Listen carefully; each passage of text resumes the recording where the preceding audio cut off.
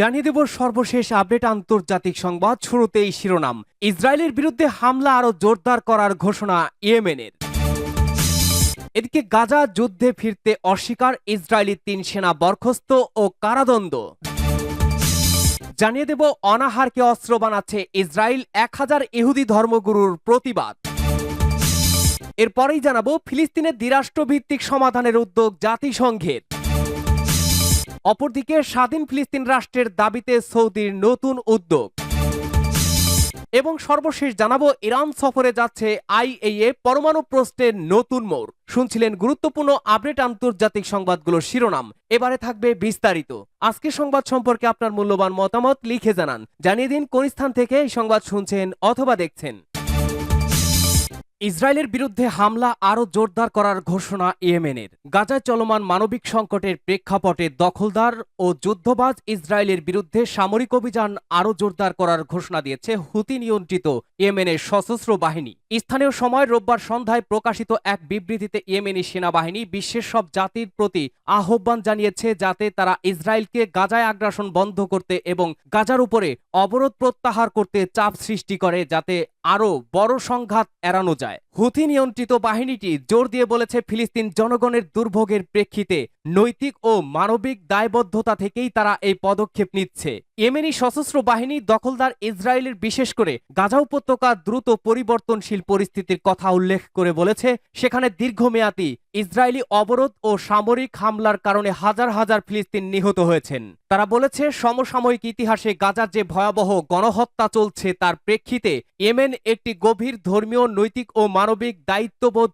অনুভব করছে সেই নিপীড়িত জনগণের প্রতি, যারা প্রতিদিন আকাশ, স্থল ও সমুদ্র পথে নিরবিচ্ছিন্ন হত্যাকাণ্ড ও ধ্বংসযজ্ঞের শিকার হচ্ছেন। বিবৃতিতে আরও বলা হয়েছে, কঠোর অবরোধের ফলে গাজায় অনাহার ও তৃষ্ণা দেখা দিয়েছে, যা কোনো মানবিক অনুভূতি সম্পন্ন মানুষ, বিশেষ করে আরব ও মুসলিমদের পক্ষে মেনে নেওয়া অসম্ভব। এই প্রেক্ষাপটে ইয়েমেনি সশস্ত্র বাহিনী ঘোষণা করেছে তারা সামরিক সহায়তার অভিযান আরও বৃদ্ধি করবে এবং ইসরায়েলের বিরুদ্ধে নো অবরোধের চতুর্থ ধাপ বাস্তবায়ন করবে। এই ধাপে ইসরায়েলি বন্দরের সঙ্গে সংশ্লিষ্ট যে কোনো কোম্পানির জাহাজ, সেই কোম্পানির জাতীয়তা যাই হোক না কেন, ইয়েমেনি বাহিনীর আওতাভুক্ত এলাকা বা সক্ষমতার মধ্যে থাকলে তা লক্ষ্যবস্তুতে পরিণত করা হবে। তারা সব কোম্পানিকে সতর্ক করেছে যেন এই বিবৃতি জারির সঙ্গে সঙ্গে ইসরায়েলি বন্দরের সঙ্গে সমস্ত কার্যক্রম বন্ধ করে দেওয়া হয়, অন্যথায় এই সব কোম্পানির জাহাজ যে কোনো জায়গায় থাকুক না কেন তা ইয়েমেনি ক্ষেপণাস্ত্র ও ড্রোনের আওতায় পড়বে। ইয়েমেনি সেনাবাহিনী বিশ্বের দেশগুলোকে আবারও আহ্বান জানিয়েছে যেন তারা হস্তক্ষেপ করে এবং এই সংঘাত বিস্তারের আগে তা রোধ করে। একই সঙ্গে ইসরায়েলের উপরে চাপ সৃষ্টি করে যেন তারা গাজায় আগ্রাসন বন্ধ করে এবং অবরোধ প্রত্যাহার করে। তারা বলেছে, এই পৃথিবীতে কোনো স্বাধীন বিবেকবান মানুষ এমন অন্যায় মেনে নিতে পারে না। বিবৃতিতে বলা হয়েছে, ইসরায়েল যদি গাজায় আগ্রাসন বন্ধ করে এবং অবরোধ তুলে নেয় তাহলে ইয়েমেনি বাহিনীর সব সামরিক অভিযান তৎক্ষণাৎ বন্ধ করবে। গাজা যুদ্ধে ফিরতে অস্বীকার ইসরায়েলি ৩ সেনা বরখাস্ত ও কারাদণ্ড। ইসরায়েল ডিফেন্স ফোর্সেস আইডিএফ এর স্থানীয় সময় রোববার ২৭ জুলাই ঘোষণা করেছে যে নাহাল ইনফ্যান্ট্রি ব্রিগেডের ৩ সৈন্যকে যুদ্ধের দায়িত্ব থেকে বরখাস্ত করে কারাদণ্ড দেওয়া হয়েছে। গাজায় ফিরে যুদ্ধে অংশ নিতে অস্বীকার করায় তাদের বিরুদ্ধে আনুগত্য হারানোর অভিযোগ আনা হয়। সৈন্যরা তাদের এই সিদ্ধান্তের কারণ হিসেবে গভীর আর্থিক সংকট, ডিপ ইন্টারনাল ক্রাইসিসের কথা উল্লেখ করেছে। কান পাবলিক ব্রডকাস্টার প্রথম এই ঘটনার কথা জানায়, যা পরে আইডিএফ নিশ্চিত করে। রিপোর্ট অনুযায়ী নাহাল ব্রিগেডের ৯৩১তম ব্যাটালিয়নের ৪ সদস্য গাজায় ফেরত যেতে অস্বীকার করায় তাদের যুদ্ধ দায়িত্ব থেকে সরিয়ে দেওয়া হয় এবং এর মধ্য থেকে ৩ জনকে ৭ থেকে ১২ দিনের কারাদণ্ড দেওয়া হয়েছে। চতুর্থ সদস্যর বিচার প্রক্রিয়া এখনও চলছে। সৈন্যরা তাদের কমান্ডারদের জানিয়েছিল যে গাজায় ফিরে যাওয়া তাদের পক্ষে সম্ভব নয়, কারণ যুদ্ধের ভয়াবহ অভিজ্ঞতা তাদের মানসিকভাবে বিপর্যস্ত করেছে। রিপোর্টে আরও বলা হয়, তারা যখন এই সিদ্ধান্ত নেয় তখন তাদের চিকিৎসার পরিবর্তে কারাগারে পাঠানো হয়। একজন সৈন্যের মা কানকে বলেন, তাদের অনেক সহযোদ্ধা যুদ্ধে প্রাণ হারিয়েছেন, তারা ভয়াবহ দৃশ্য দেখেছেন এবং মর্মান্তিক অভিজ্ঞতার মধ্য দিয়ে গেছেন। এসব কিছু তাদের আত্মায় দগদগে দাগ রেখে গেছে। আইডিএফ এর প্রতিক্রিয়া। আইডিএফ জানিয়েছে যে নাহাল ব্রিগেডের এই ৩ সৈন্য গাজা যুদ্ধে অংশ নিতে অস্বীকার করায় তাদের বিরুদ্ধে শাস্তিমূলক ব্যবস্থা নেওয়া হয়েছে। সেনাবাহিনী দাবি করেছে যে সৈন্যরা একজন মানসিক স্বাস্থ্যকর্মীর সাথে কথা বলার সুযোগ পেয়েছিল, কিন্তু যিনি তাদের যুদ্ধে অংশ নেওয়ার জন্য সক্ষম বলে রায় দিয়েছিলেন। তবে শাস্তিমূলক প্রক্রিয়ার পরও তারা তাদের সিদ্ধান্তে অটল থাকায় তাদের কারাদণ্ড দেওয়া হয়। আইডিএফ বলেছে এই বিষয়টি সংবেদনশীলতার সাথে এবং নিয়ম অনুযায়ী সমাধান করা হয়েছে এবং যুদ্ধের সময় আনুগত্য হারানোকে গুরুতরভাবে নেওয়া হয়। সেনাবাহিনীতে মানসিক স্বাস্থ্য সংকট। এই ঘটনার মধ্য দিয়ে ইসরায়েলি সেনাবাহিনীর মধ্যে ক্রমবর্ধমান মানসিক চাপ ও অনাগ্রহের বিষয়টি আবারও সামনে এলো। গাজা যুদ্ধ শুরুর পর থেকে সেনা সদস্যদের মধ্যে আত্মহত্যার ঘটনাও বেড়েছে। গত সপ্তাহে 4 সৈন্য, একজন রিজার্ভ সদস্য সহ আত্মহত্যার সন্দেহে মারা গেছেন, যা এই বছরের মোট আত্মহত্যার সংখ্যা 19-এ পৌঁছে দিয়েছে। সূত্র টাইমস অফ ইসরায়েল। অনাহারকে অস্ত্র বানাচ্ছে ইসরায়েল, 1000 ইহুদি ধর্মগুরুর প্রতিবাদ। বিশ্বজুড়ে 1000-এরও বেশি ইহুদি রাব্বি বা ধর্মগুরু ইসরায়েলের বিরুদ্ধে গাজায় অনাহারকে অস্ত্র হিসেবে ব্যবহারের অভিযোগ এনেছেন এবং অবরুদ্ধ এলাকায় মানবিক সহায়তা প্রবেশের অনুমতি দেওয়ার আহ্বান জানান। জাতিসংঘে ফিলিস্তিন শরণার্থী সংস্থার ইউএনআরডব্লিউএ প্রধান ফিলিপ লাজারিনি জানিয়েছেন, ইসরায়েলি অবরোধের কারণে সৃষ্ট এই মানব সৃষ্ট দুর্ভিক্ষে প্রায় 90,000 নারী ও শিশু অপুষ্টিতে ভুগছেন।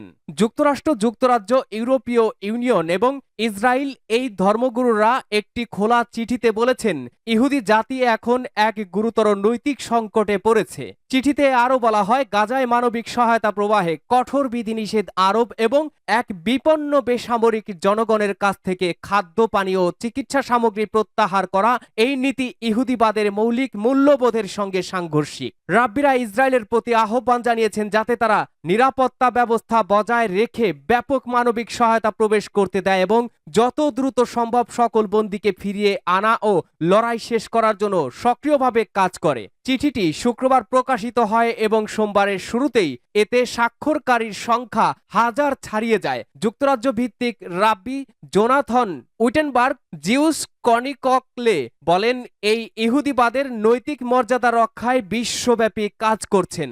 সূত্র আরটি। ফিলিস্তিনের দ্বিরাষ্ট্রভিত্তিক সমাধানের উদ্যোগ জাতিসংঘের। নিউ ইয়র্কে জাতিসংঘের সদর দপ্তরে সোমবার শুরু হয়েছে প্যালেস্টাইন রাষ্ট্র প্রতিষ্ঠা ও 2 রাষ্ট্রভিত্তিক সমাধান ইস্যুতে একটি আন্তর্জাতিক সম্মেলন। ফ্রান্স ও সৌদি আরবের যৌথ সভাপতিত্বে আয়োজিত এই সম্মেলনের লক্ষ্য বলা হচ্ছে ফিলিস্তিন সংকটে কূটনীতিক তৎপরতা পুনরুজ্জীবিত করা। তবে উদ্বেগের বিষয় হলো সম্মেলনে একাধিক দাবি ফিলিস্তিনের উপর চাপানো হলেও দখলদার শক্তি ইসরায়েলের উপরে কোনো ধরনের শর্ত বা দায়িত্ব আরোপ করা হয়নি। দুদিন ব্যাপী এই সম্মেলনে পররাষ্ট্রমন্ত্রী পর্যায়ের আলোচনার পর সেপ্টেম্বরে জাতিসংঘের সাধারণ পরিষদের অধিবেশনের সময় বা সম্ভবত প্যারিসে রাষ্ট্রপ্রধানদের অংশগ্রহণের দ্বিতীয় ধাপের আলোচনার পরিকল্পনা রয়েছে। মূলত গত জুনে সম্মেলন হওয়ার কথা থাকলেও ইসরায়েল ইরান যুদ্ধের কারণে তা পিছিয়ে যায়। আল আরাবি আল জাদিদকে দেওয়া এক বিশেষ সাক্ষাৎকারে জাতিসংঘ ফিলিস্তিনের প্রতিনিধি রিয়াদ মানসুর জানান, রামাল্লা এই সম্মেলনের মাধ্যমে প্যালেস্টাইন রাষ্ট্র স্বীকৃতি ইসরায়েলের উপরে সামরিক ও বাণিজ্যিক চাপের আশা করছে। তবে এখন পর্যন্ত আলোচনায় ইসরায়েলের উপরে তেমন কোনো চাপের ইঙ্গিত পাওয়া যায়নি। ফ্রান্সের প্রেসিডেন্ট ইমানুয়েল ম্যাক্রো সেপ্টেম্বরে জাতিসংঘ সাধারণ পরিষদের অধিবেশনে ফিলিস্তিনকে রাষ্ট্র হিসেবে স্বীকৃতি দেওয়ার প্রতিশ্রুতি দিলেও তার সঙ্গে যুক্ত করেছেন কয়েকটি শর্ত, যেমন ফিলিস্তিনকে নিরস্ত্রীকরণ, ইসরায়েলের স্বীকৃতি দেওয়া এবং আঞ্চলিক নিরাপত্তায় ভূমিকা রাখা। স্বাধীন ফিলিস্তিন রাষ্ট্রের দাবিতে সৌদির নতুন উদ্যোগ। সৌদি আরবের পররাষ্ট্রমন্ত্রী প্রিন্স ফয়সাল বিন ফারহান সোমবার বলেছেন, ফিলিস্তিন ইস্যুর দ্বিরাষ্ট্র সমাধান এবং একটি স্বাধীন ফিলিস্তিন রাষ্ট্রের স্বীকৃতির লক্ষ্যে আন্তর্জাতিক প্রচেষ্টা জোরদার করতে সৌদি আরব ও ফ্রান্সের যৌথ উদ্যোগে একটি সম্মেলন নিউ ইয়র্কে অনুষ্ঠিত হচ্ছে। সৌদি প্রেস এজেন্সিকে দেওয়া এক সাক্ষাৎকারে প্রিন্স ফয়সাল জানান, জাতিসংঘের সদর দপ্তরে 28 থেকে 30 জুলাই পর্যন্ত 3 দিন ব্যাপী এই বৈঠক অনুষ্ঠিত হবে। এটি সৌদি আরব, নরওয়ে এবং ইউরোপীয় ইউনিয়ন কর্তৃক চালু করা দ্বিরাষ্ট্র সমাধান বাস্তবায়নের জন্য গ্লোবাল অ্যালায়েন্স এর কাজকে সমর্থন করে। তিনি আরও বলেন যে এই সম্মেলন ফিলিস্তিন ইস্যুতে দৃঢ় এবং দীর্ঘস্থায়ী অবস্থানকে প্রতিফলিত করে এবং ফিলিস্তিন জনগণের বৈধ অধিকারকে সমর্থন করার জন্য অব্যাহত প্রচেষ্টাকে পূর্ণ ব্যক্ত করে। প্রিন্স ফয়সাল বলেন, এই সম্মেলনের লক্ষ্য হলো অঞ্চলে একটি ন্যায়সঙ্গত শান্তি প্রতিষ্ঠা, নিরাপত্তা বৃদ্ধি করা এবং দীর্ঘস্থায়ী ইসরায়েলি দখলদারিত্বের কারণে সৃষ্ট সহিংসতার চক্র বন্ধ করা।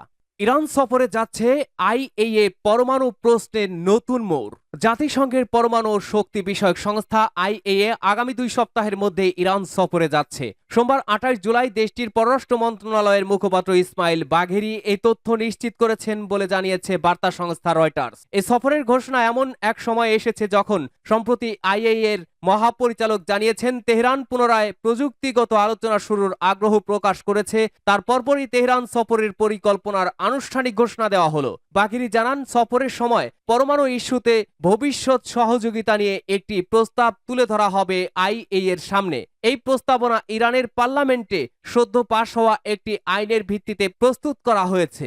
সেই আইন অনুযায়ী এখন থেকে জাতিসংঘের এই সংস্থাকে ইরানের পারমাণবিক স্থাপনাগুলো পরিদর্শনের জন্য তেহরানের সর্বোচ্চ জাতীয় নিরাপত্তা পরিষদের অনুমোদন নিতে হবে। এই সিদ্ধান্তে ইঙ্গিত মিলেছে ভবিষ্যতে আইএইএ এর সঙ্গে ইরানের সহযোগিতার শর্ত আরোপ করা হতে পারে। তবে আইএইএ বরাবরই দাবি করে আসছে তাদের পরিদর্শন কার্যক্রম পূর্ণাঙ্গ ও স্বাধীন হতে হবে, যাতে নিশ্চিত হওয়া যায় ইরান গোপনে পারমাণবিক অস্ত্র তৈরির চেষ্টা করছে কিনা। তেহরান অবশ্য এসব অভিযোগ একযোগে অস্বীকার করে বলেছে তাদের পরমাণু কর্মসূচি সম্পূর্ণ শান্তিপূর্ণ এবং বেসামরিক উদ্দেশ্যে পরিচালিত।